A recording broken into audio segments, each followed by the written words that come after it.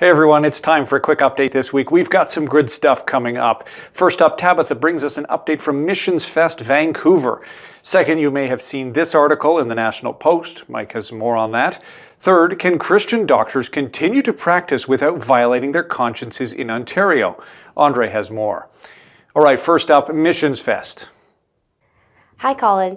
Last week, We Need a Law was at Missions Fest in Vancouver, a large conference focusing on missions around the world, and We Need a Law was able to be there to present of why people should be engaged on the issue of preborn human rights here in Canada. So what we did is we actually had postcards right there where people could write to their MP about this issue.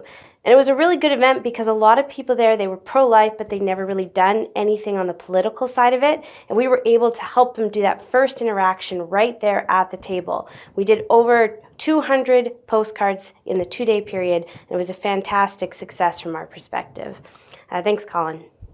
Second, over to you, Mike. Thanks, Colin. As everyone knows, I'm a huge fan of letters to the editor. They're a great way to get community conversations going. And as Christians, we have a lot to say in response to what's going on in the world around us. We are, after all, salt and light. Well, I just want to bring attention to a 2-page spread I read in the National Post over my Saturday morning coffee on the weekend. And it was titled, "Who Gets to Decide When a 14-Year-Old Wants to Change Gender? The child, the hospital, or the battling parents?" Now, as you can guess from the title, the article is about a 14-year-old girl who wants to transition to becoming a boy. Her mom will sign off on it, but her father will not. And it talks about the legal implications of all this. But what's lost in the article is that here's a young Canadian grappling with gender dysphoria.